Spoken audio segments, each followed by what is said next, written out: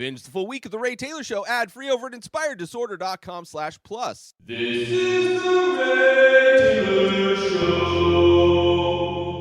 Licorice Pizza, the newest movie from writer-director Paul Thomas Anderson, a filmmaker that I love. Majority of his films are just all-time classics. Not that long ago, I ranked my top 5 Paul Thomas Anderson films, and I can honestly say that that list has not changed after watching this movie. Sadly. It seems like his newer films, aside from Phantom Thread, which I had a reconsidering after rewatching it for my top 5 list, I like that movie a lot more revisiting it. But a lot of his newer films, I am not a big fan of necessarily. I like them less than some of his earlier stuff. And this one is similarly in that vein. This one kind of has a similar vibe, I would say, in some ways to Vice. Not Vice. Inherent Vice, I believe, was the title of that movie, which is not a movie of his that I quite like, and it is a newer one. Both, I believe, take place in the L.A. area, both around the same time. This one's 1973, San Fernando Valley. I'm not sure if Inherent Vice is exactly that same time, but around that era, which is an interesting era, an interesting look into what show business was kind of like, at least from the eyes of Licorice Pizza. I mean, a lot of his films take place, have that L.A. vibe to it anyway. But yeah, this one I enjoyed. I had some problems with it, but overall didn't like it as much as a lot of his other films. So I'm going to spoil stuff. I'm going to talk about it. I'm going to get into it. So if you don't want to be spoiled, go watch it. If you're a fan of his films, I mean, his movies are weird. Like, there's movies that I don't like that people absolutely love of his, and vice versa. So just the fact that I may not like this film, you may like this film. I mean, it is nominated for Academy Award, but this movie feels like it's more of a collection of like strange events and strange characters that kind of pop into this love story. But even the love story of this is awkward because it's a huge age gap. You have who's the Cooper Hoffman, who is the son of Philip Seymour Hoffman, who is in so many of Paul Thomas Anderson films, one of the greatest actors of her time, sadly, no longer with us. This is his son, who there are so many scenes in this where you just see Philip Seymour Hoffman. Like, he is clearly the son of Philip Seymour Hoffman. Obviously, a great performance as well. His character, I would say, is a mix of Philip Seymour Hoffman and Gary Vaynerchuk, the entrepreneur guy who is like one of the greatest hustlers of our generation. This character is very much a hustler. He is a go-getter. He is a little entrepreneur, and he is a 15-year-old who is in love with a 25-year-old girl that he meets during not class, but he's in school during school photos. She works for the company that's doing all the photos, and while in line to get processed and get his picture taken, he hits on her and asks her out to dinner. Like, very confident 15-year-old. He also looks older than 15. Compared to his friends, he definitely, like, the age gap, despite the fact that it's a 10-year gap between this 15-year-old and this 25-year-old. This 25-year-old woman, who is Alana Holm, is the actress playing, her character's name is Alana as well, who happens to look exactly like my first girlfriend, which is crazy. But she looks like she could be younger than 25. And he looks like they could be the same age. In the scenes where they're together, it looks like they're the same age. Like, you have to remind yourself that they are 10 years apart. And he's got a thing for this girl, and she's this woman, and she's hesitant because of the age gap. But she also, she's not happy with her life, and this kid is providing her life with some excitement, right? She's kind of directionless, as most people are in their 20s. She's working for this company that photographs kids for their yearbook. She's not happy at all with that. She doesn't know what she wants to do with her life. Meanwhile, this 15-year-old kid is an actor who's been in this like series for a while, and now owns a PR company with his mom that his mom runs, and he's like doing all of these things. He's like a successful person at 15 who is only going to grow in success. And as this movie goes, you see his entrepreneurial spirit, like getting into the waterbed game in part of this film. So it's like you can see why she's friends with this guy, and it is very much like a friendship. Like there is the age difference is a tension between them the two of them, where she's not comfortable being romantic with him, despite the fact that he is, a 15-year-old who wants to, who acts mature for his age, who is like successful for his age. So, it's an interesting dynamic. And then you see like her not, because it's like they're like two planets. Watching this movie, because there's like so many times where these two characters, like there is an attraction there, but because of issues, because of life, because of their age differences, because of everything, they're like two planets that are orbiting each other and colliding with each other and being repelled by each other and then contracted and attracted to each other. And it's just like this swirling thing throughout this entire movie of these two characters that are on some level, that they're going to get together, but at the same time, there's so many reasons why they shouldn't. And there's a lot of those reasons are like her, she's pursuing her acting career, and she ends up getting in like having this audition with Sean Penn, who's playing a character called Jack Holden, who's like this producer or whatever that's doing the producer thing in the 1970s, who gets this young girl drunk, and he's gonna make her a star, and so she's all smitten with this guy, like promising her all these things. There's also like this random, which everybody has heard of, everybody's seen, I would imagine, this absurdly racist character that has no point of them being in this movie. They're a side character.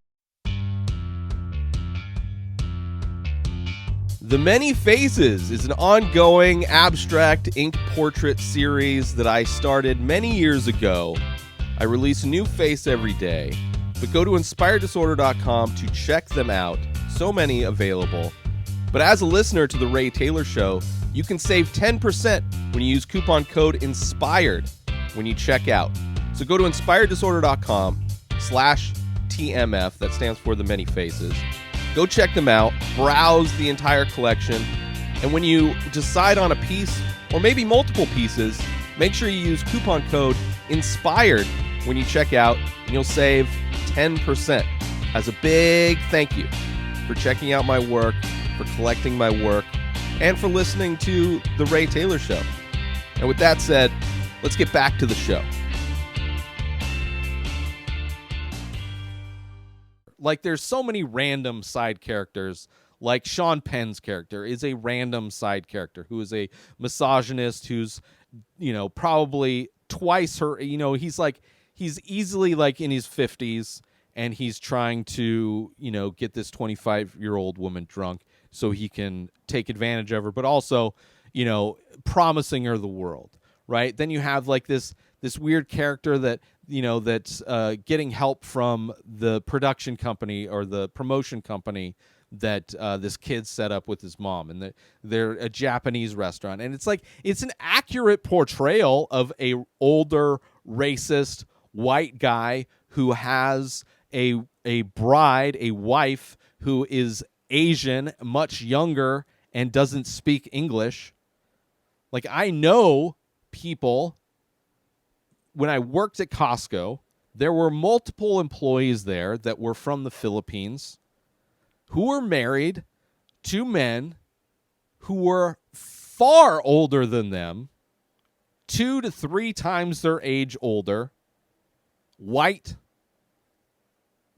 never had to worry about, I don't know how rich they are, but it's a type. There are old white dudes that love to go overseas and get Asian brides. Obviously, it happens in the military as well, but this one is not that situation. So despite the fact that this racist character is a very accurate depiction of a type of person that you don't see in most movies, but is not at all worthwhile in this movie. It is a character that could have easily been taken out, despite the fact that it's very accurate, which, if you're trying to show this place in the San Fernando Valley in the early 70s, where there probably were a lot of racist white dudes, business owners, it's an accurate depiction of that type of a person. But the way in which this guy is racist, if you haven't seen the clips,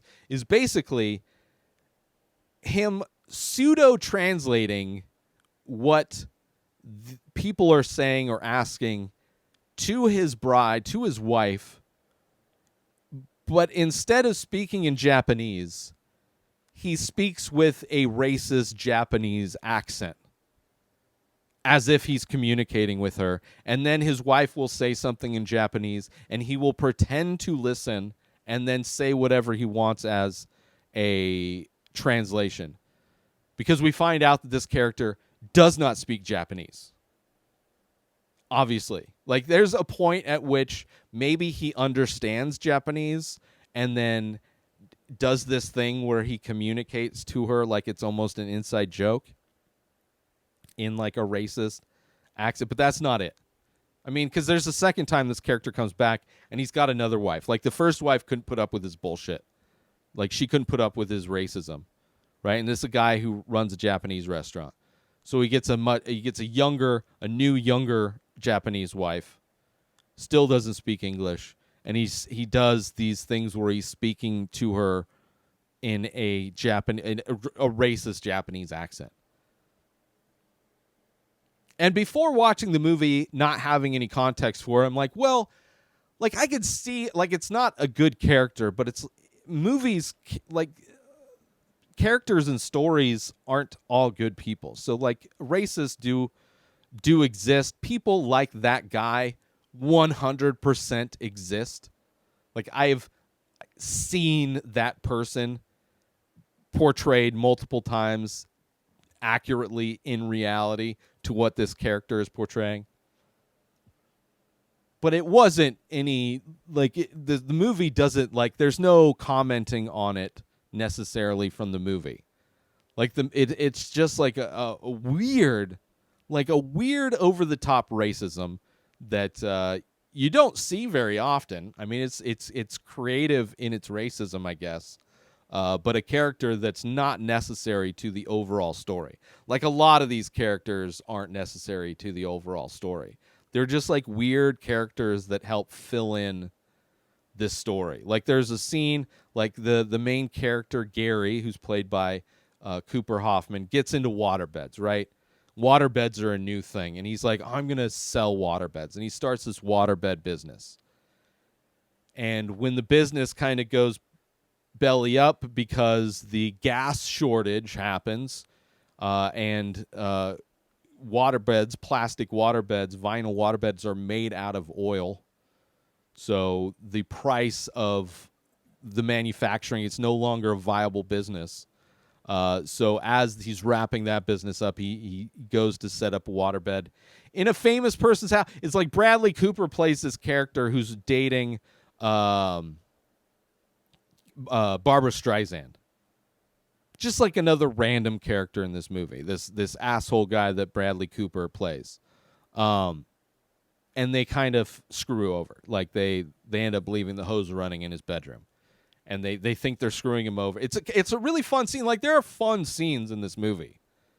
right? The scene, specifically this one, where they go to this house, right? They're going to, the business is shuttered.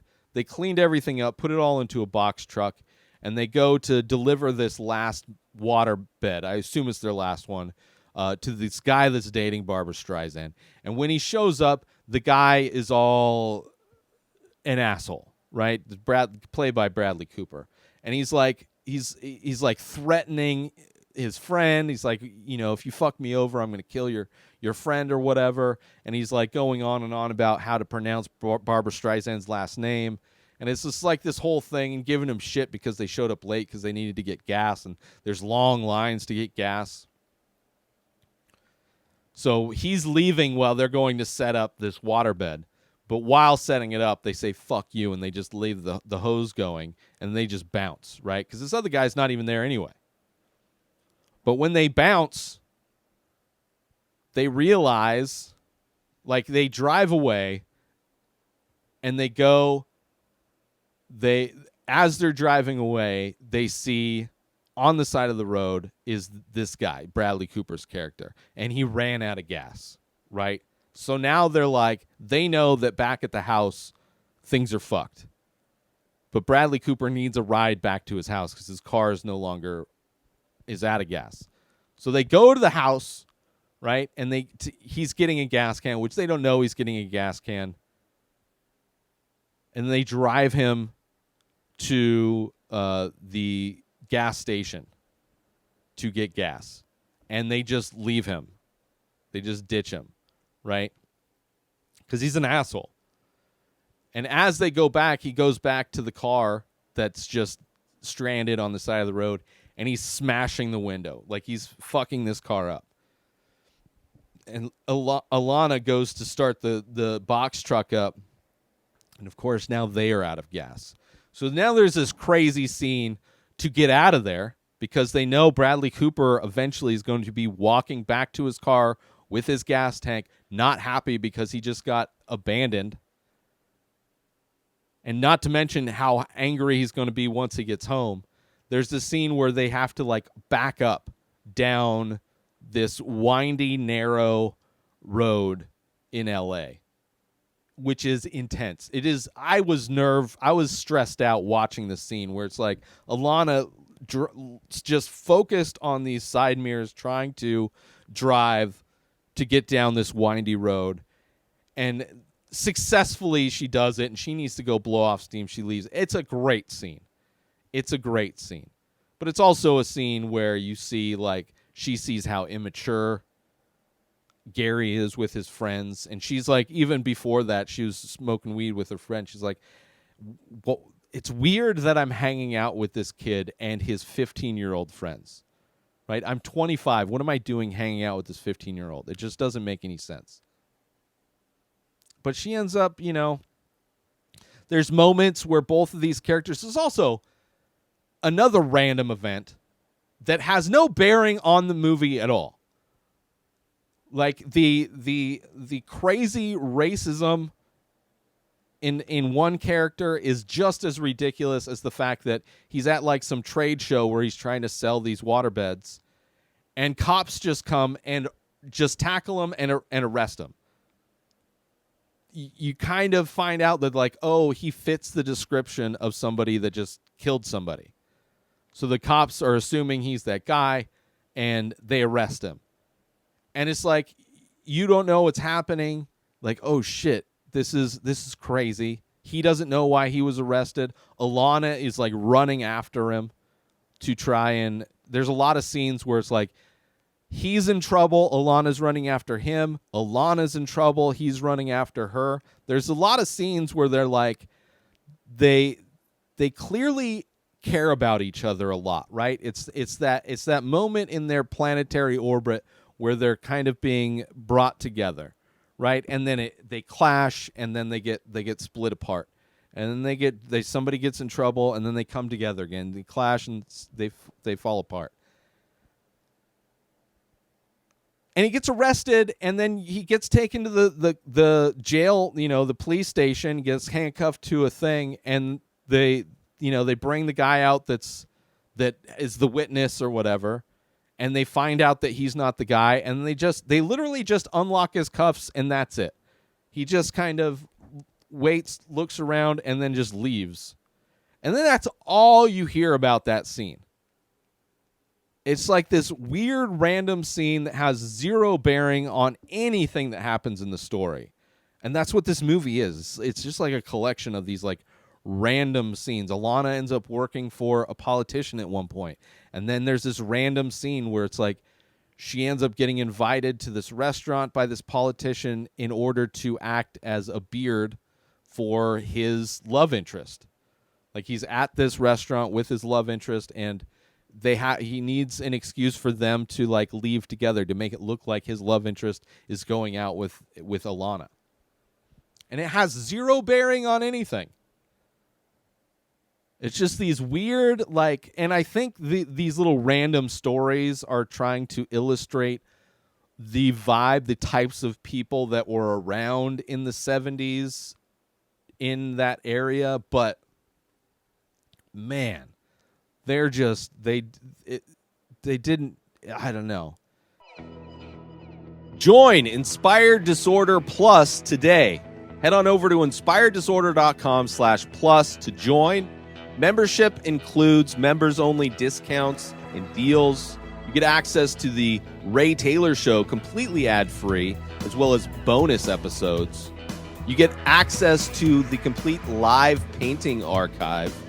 You also get access to every single podcast ever produced by Inspired Disorder, hosted by Ray Taylor. You get access to Ray Taylor's personal blog, as well as the opportunity to ask me any questions. So if you want to start a podcast, you're into art, ask me anything.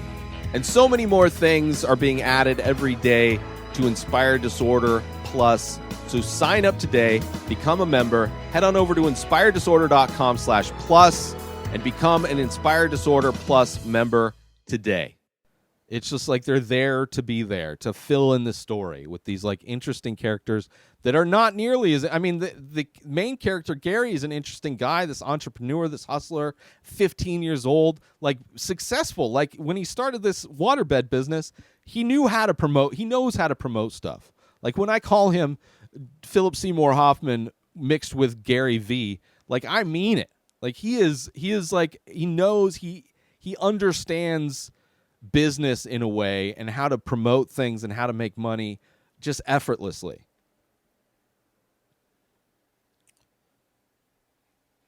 And there's a scene at the end that I really did enjoy, where it's a scene where they are finally coming together on the same plane, where they're both running to each other at the same time, instead of one running after the other to help. Like one's in trouble, the other runs after them to help them, and then things fall apart. This is a time where they're running together. And it cuts to all of the other times in the movie where they've run to each other. And now they're running together. I thought that was beautiful. And having them come together, despite the fact that it's, he's 15 and she's 25. If that were the other way around, right? If this was a movie where it was a 25-year-old man and a 15-year-old girl, that would be far more controversial than this movie is. Right? That would be the thing in addition to the racist character that people would talk about. But it doesn't seem like people have a big issue. I mean, the characters have an issue. It's like, well, Alana has like concerns that she's like hanging out with these 15-year-olds. But it like gives her, like, it makes her excited for life. And she sees all like how these older men treat her. Like all the older men treat her horribly. Like, not that Gary treats her amazing all the time. Like, he definitely has his problems. He is 15. But every time she tries to date somebody else, it doesn't go well. And she sees like Gary's the one guy that she's around that she actually enjoys being around when they're not like colliding and drifting apart. But it's weird. It's weird. Because you couldn't have that. You couldn't have, I mean, you look at the movie Red Rocket, where you have a guy who is former, if you haven't seen the movie, good movie, a former sex worker, former porn star, kind of at the bottom of the barrel, goes back to the small town in Texas where he's from. And he's like, you know, he's probably in his 40s, right? Late 30s, 40s. Simon Rex, I don't know how old he is, but I would assume right around there. I would assume his character is around that age. And he's going out with and has a relationship with, in that movie, with a 17-year-old, right, who is a week away or a month away from turning 18. That is disturbing. So if it was like Simon Rex and a 15-year-old, that would be ridiculous. But in this movie, because she looks younger than 25, could possibly be, and then Gary looks older than 15. I mean, he clearly looks older than all of his friends. Right? He could easily be 18, but he's 15. It would be a completely different movie if the sexes were changed. It's a weird society we live in. And the fact that that Alana looks like my first girlfriend was very weird as well. It's weird seeing my ex old, you know, I mean, this was back when I was in high school. Kind of crazy to see to see somebody that looks just like her on screen. But I thought the performances were good. I can't wait to see what Cooper Hoffman does in the future films, if that's what he wants to do, if he is following in his father's footsteps. I think he's great. The performance is great. You know, I thought the movie was just like, it just didn't have a lot to it. It just didn't have, like, it felt like random stories that were like just put in to fill out the runtime of this movie, which, you know, it's 2-hour movie, 2 hours, 13 minutes, you know, of, it could have easily, I mean, there's a lot of weird stuff, like the police arrest is like, makes no sense other than it's just another situation where one of the two is in danger and then the other one has to chase after them, you know, like when Alana, there's a scene where she's riding on the back of a motorcycle where Sean Penn's character is, you know, reenacting some scene on a golf course, and she ends up falling off the motorcycle. You know, you have the scene where Gary's running after her. She's in trouble. Gary's running after her. So there's I guess these scenes are in some ways illustrating the fact that they each have concern and care for the other one. But as like a cohesive story where everything makes sense and is like part of an overarching story and doesn't feel like randomness, this movie felt more like randomness than a beautifully, like, a lot of crazy things happen in God, what is the other Paul Thomas Anderson film that I'm thinking of here? Boogie Nights. Like, a lot of crazy things happen in Boogie Nights, but they're all within the narrative and story of the characters in that movie. Like, it's not like super insane. I don't know. It just felt like a more cohesive story in something like in Boogie Nights than Licorice Pizza. And as far as the title Licorice Pizza, it never gets explained. As far as I can remember, there's no point in which licorice pizza as a term or a thing shows up or is explained in any way. And maybe it's a famous, I didn't do any research into what licorice pizza means. Maybe it's something that means something, or it's a term from the 70s that meant something where it's like a bad combination of things. I mean, it's definitely a bad combination. They are a bad combination. But maybe that's it. Maybe that's what licorice pizza is. It's like a combination that doesn't seem like it would work on the surface, and maybe having licorice on pizza is on some level good. It doesn't seem like it could be. So check it out if you want. I wasn't super impressed. It is not in my top 5 Paul Thomas Anderson films. Definitely has problems. but also has some beautiful moments as well. So check it out if you want. It's called Licorice Pizza, out now. New episodes of The Ray Taylor Show come out every single day. Subscribe on YouTube and everywhere our podcasts are found. Binge the full week over at inspireddisorder.com/plus. Buy Ray Taylor Show merch over at inspireddisorder.com. And follow the show on Instagram at Ray Taylor Show. Have a wonderful day, everybody. Peace out! Today is the day where you wake up and you realize that everything that you've been dreaming about, everything that you've been wanting, every goal and wish and hope that you've ever had can become real. Dreams can come true. What you manifest in your mind, you can bring to reality.